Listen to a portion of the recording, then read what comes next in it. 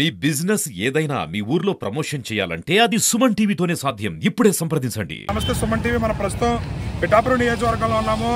కొణిదెల పవన్ కళ్యాణ్ గారు గౌరవ ఉప ముఖ్యమంత్రి వర్యులు, అదేవిధంగా గ్రామీణాభివృద్ధి, పంచాయతీరాజ్ శాఖ, అటవీ, అదేవిధంగా మంచినీటి సరఫరా, సైన్స్ అండ్ టెక్నాలజీ మంత్రి వర్యులు అయినటువంటి పవన్ కళ్యాణ్ గారు గెలిచిన తర్వాత మొట్టమొదటిసారిగా పిఠాపురం నియోజకవర్గం అయితే రావడం జరిగింది. దీనిలో భాగంగా ఆయన గత 3 రోజుల నుంచి కూడా ఇటు పింఛను పంపిణీ కార్యక్రమంలో పాల్గొనడం, అదేవిధంగా కలెక్టరేట్లో ఇటు ఎమ్మెల్యే ఎంపీలతో మీటింగ్లో పాల్గొనడం, పిఠాపురం అభివృద్ధికి సంబంధించిన కార్యక్రమాలపై జనసేన నాయకులు, కార్యకర్తలతో సమావేశం అవడం అయితే జరిగింది.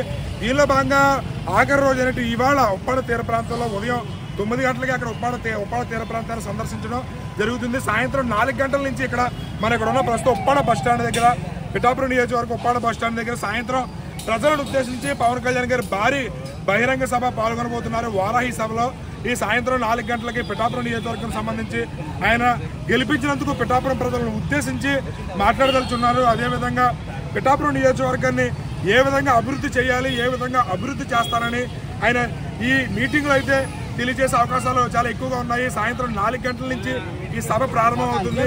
ఇక్కడైతే ఘనంగా ఏర్పాట్లు జరుగుతున్నాయి. పిఠాపురం నియోజకవర్గం ఉప్పాడ బస్టాండ్ దగ్గర అయితే వారాహి సభకు సంబంధించి భారీ విస్తృతమైన ఏర్పాట్లు జరుగుతున్నాయి. పవన్ కళ్యాణ్ గారు ఏం మాట్లాడతారనే ఉత్కంఠ పిఠాపురం నియోజకవర్గంలో ప్రతి ఒక్కరిలోనూ ఉంది. అటు పిఠాపురం నియోజకవర్గాన్ని దేశవ్యాప్తంగా మోడల్ నియోజకవర్గంగా తీర్చిదిద్దుతాను, అందులో ఎటువంటి అతిశయోక్తి లేదని ఆయన ప్రకటించిన సంగతి అందరికీ తెలిసిందే. పిఠాపురం నియోజకవర్గంలో అభివృద్ధి చేసిన తర్వాత మాత్రమే నాకు నేనుగా ఎమ్మెల్యేగా ప్రకటించుకుంటాను, అంతే తప్ప విజయోత్సవ ర్యాలీలు, అదేవిధంగా బాణసంచా కాల్చడం నాకు నచ్చదు. అందుకనే పిఠాపురం నియోజకవర్గాన్ని మోడల్ నియోజకవర్గంగా తీర్చిదిద్ది అభివృద్ధి చేసిన తర్వాత నేను పిఠాపురం ఎమ్మెల్యేగా నాకు నేను ప్రకటించుకుంటానని చెప్పి ఆయన గత మీటింగ్లో ప్రకటించిన సంగతి తెలిసిందే. అయితే దీనిలో భాగంగా ఇక్కడ సాయంత్రం 4 గంటలకి వారాహి సభకు సంబంధించి ఆయన పిఠాపురం నియోజకవర్గాన్ని ఏ విధంగా అభివృద్ధి చేస్తారనే దాని మీద చాలా వరకు సమయం కేటాయించి ఏ విధమైన అభివృద్ధి కార్యక్రమాలు చేయాలనే దాని మీద అయితే ఒక ఆయన మేనిఫెస్టో రాసుకున్నట్టు తెలుస్తుంది.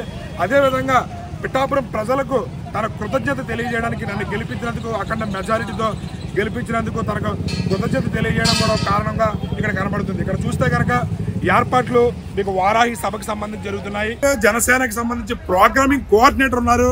గత ఎలక్షన్లో ఎలక్షన్ మొదలైనప్పటి నుంచి కూడా పవన్ కళ్యాణ్ గారి గెలుపు కోసం ఎంతో శ్రమించారు. తుమ్మలపల్లి చందు గారు, ఇక్కడ మన తుమ్మలపల్లి చందు గారి దగ్గర ఉన్నాము.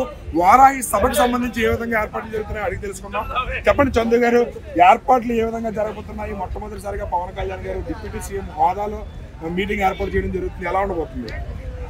ముఖ్యంగా ఏంటంటే కళ్యాణ్ గారు ఇప్పటి వరకు ఏదైతే ఆశించారంటే ప్రజలు ముఖ్యంగా ఏదైతే ఆశించి ఇన్ని రోజులు వెయిట్ చేశారో ఆ రోజు కళ ఏదైతే ఉందో అది నెరవేరిపోయింది. సో దాన్ని అడ్రస్ చేయడానికి సార్ ఈ రోజుని మళ్ళీ పబ్లిక్లోకి ఫస్ట్ మీటింగ్, అంటే ఓపెన్ మీటింగ్ అవుతే ఇదే ఫస్ట్ మీటింగ్. సో సారు ఈరోజు సాయంత్రం ఏం చెప్పబోతున్నారు మొత్తం మేము అందరం కూడా దాని గురించి వెయిట్ చేస్తున్నాము.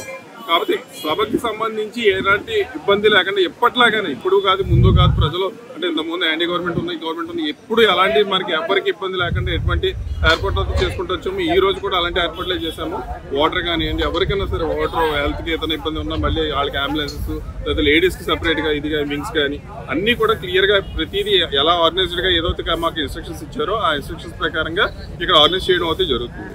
అంటే పవన్ కళ్యాణ్ గారు ఈరోజు పిఠాపురం అభివృద్ధికి సంబంధించి చాలా అంశాలు ప్రస్తావిస్తారనే విషయం అయితే చర్చ జరుగుతుంది. అది ఎంతవరకు నిజమంటారు? ఇందులో నిజమన్న పాయింట్ ఇంకా అసలు సారు చేసేదే ఆయన ఉన్నా లేకపోయినా సరే ఇప్పుడు ప్రజల తరఫునే ఫైట్ చేశారు. ఆయన నక్కపోయినా ఆయన అదే అనేవారు, నేను నక్కపోయినా మీరు నాకు ఓటు వేయకపోయినా సరే మేము మీపై ఉన్నాం, మీకే ఫైట్ చేస్తానని అన్నారు. అలాంటిది ఇవాళ ప్రజలు పోలాటెడ్గా ఓటేసి మొత్తం అంతా కూడా మొత్తానికి ఉమ్మడి కూటమి ఏదైతే ఉందో దాన్ని నగ్గించి భారీ మెజారిటీతో నగ్గించారు. సో సార్కి ఎన్నో బాధ్యతలు ఉన్నాయి. ఈ రోజు ఎన్నో మినిస్ట్రీస్, ఉప ముఖ్యమంత్రి అవ్వచ్చు, సప్లైస్ అవ్వచ్చు, పంచాయతీ అవ్వచ్చు, ఫారెస్ట్ అవ్వచ్చు, ఏదైనా సరే ఏ మినిస్ట్రీ తీసుకున్నా సరే ప్రతి దాని మీద సార్ క్షుణ్ణంగా పరిశీలిస్తున్నారు, ఎన్నో అధ్యయనాలు చేస్తున్నారు. సో సార్ ఏంటంటే ముఖ్యంగా అదే అన్నారు, నేను బయటకు వచ్చి ర్యాలీ చేయడం మీకు ఏదో థ్యాంక్స్ చెప్పడం క్వశ్చన్ కాదు, నాకు మీకు నేను సర్వీస్ ఇచ్చిన తర్వాత నేను హోల్హార్ట్గా ఫీల్ అవుతాను, ఇక్కడ ఎమ్మెల్యేగా అప్పుడు ఫీల్ అవుతాను, ఆ రోజు వరకు కూడా నేను ఎమ్మెల్యేగా కూడా ఫీల్ అవును, నేను మీకు సర్వీస్ ఇచ్చి అప్పుడు నేను ఎమ్మెల్యేగా ఫీల్ అవుతానని చెప్పి సారే అన్నారు. అయితే పవన్ కళ్యాణ్ గారు మాట్లాడుతూ ప్రజలు గట్టిగా తలుచుకుంటే ఏదైనా జరుగుతుంది, నన్ను సీఎం అన్నారు, ఇప్పుడు డిప్యూటీ సీఎం అయిపోయినా ప్రజలు ఏది తలుచుకుంటే అది జరుగుతుంది అని అన్నారు. అయితే ఇక్కడ పవన్ కళ్యాణ్ గారు ఏది తలుచుకుంటే అది జరిగిందని మేము అంటున్నాం సుమన్ టీవీ తరఫున. ఎందుకంటే వైఎస్ఆర్ పార్టీని అధపాతాళం తొక్కేస్తారన్నారు. అదేవిధంగా ఆయన వైఎస్ఆర్ పార్టీకి కేవలం 11 సీట్లు మాత్రం వచ్చాయి. ఇది పవన్ కళ్యాణ్ గారు అనుకున్నట్టు జరుగుతుంది అనుకోవచ్చా? ఖచ్చితంగా. అంటే సార్ ఎప్పుడూ కూడా ఒక మాట వదిలేరు అంటే ప్రజలను దృష్టిలో పెట్టుకుని అన్నారే తప్ప ఏ పార్టీకో వ్యతిరేకం కాదు. ఓటు చేయాలనివ్వను అన్నారంటే జగన్ దింపాలని, అంతే తప్ప ఆయనకి ఏదో పదవులు పొందాలనో లేకపోతే ఇంకోటి చేయాలని కాదు. ఈ రోజున ఏదైతే స్ట్రెంత్ ఉందో దాని ద్వారా ప్రజలకు మంచి మేలు చేయాలని ఒకే ఒక ఉద్దేశంతో సార్ ఆ రోజున ఎవరైనా సరే అత్తపదాలను తొక్కేవాలన్న మాట అందుకే వాడారు.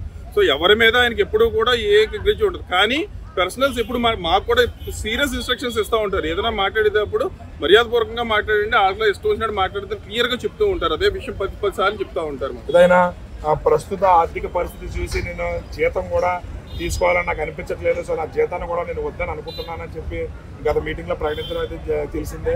దానిపై మీరు ఎలా స్పందిస్తారు జన సైనికుడిగా, జనసేన నాయకుడిగా?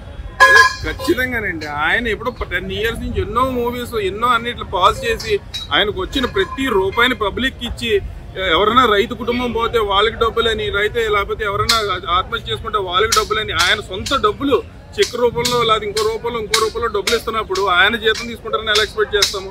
ఆయన ఏ రోజు డబ్బుకి ఆశపడలేదు. తిరిగి ఆయన సంపాదించిందే ప్రజలకు ఇస్తున్నారు. సో అలాంటి ఇప్పుడు ఈ రోజున ఆయన ఆ మాట అంటే అసలు లేదు అందులో. చూస్తారు కదా చందు గారు అయితే పవన్ కళ్యాణ్ గారు ఎప్పుడు కూడా ప్రజల కోసమే ఆలోచించారు. ఆయన ప్రతి విషయంలోనూ కూడా ప్రజలని మనం గౌరవించాలి, అదేవిధంగా ఎవరిని కూడా అమర్యాదగా మాట్లాడకూడదు, ప్రతి ఒక్కరికి గౌరవంతో మాట్లాడాలి, వ్యక్తిగత దోషాలు చేయకూడదని చెప్పి మాకు తెలియజేస్తుంటారు. అదేవిధంగా ఆయన అధికారంలో ఉన్నా లేకపోయినా సరే ప్రజల గురించి ఆలోచించేవారు. అలాంటి వ్యక్తి అధికారంలోకి వచ్చిన తర్వాత ఇంకెంత గొప్పగా ఆలోచిస్తారో మీకే చూస్తున్నారు కదా అని చెప్పి తెలియజేస్తారు. అదేవిధంగా పిఠాపురం నియోజకవర్గం అభివృద్ధి గురించి అయితే ఈరోజు ఖచ్చితంగా ఆయన కొన్ని విషయాలు అయితే చర్చించే దలుచుకున్నట్టు తెలుస్తుంది. దీనిలో భాగంగానే ఇక్కడ భారీగా జనసమూహం కూడా అవకాశాలు ఎక్కువగా కనపడుతున్నాయి. కెమెరామెన్ సాయితో శ్రీనివాస్.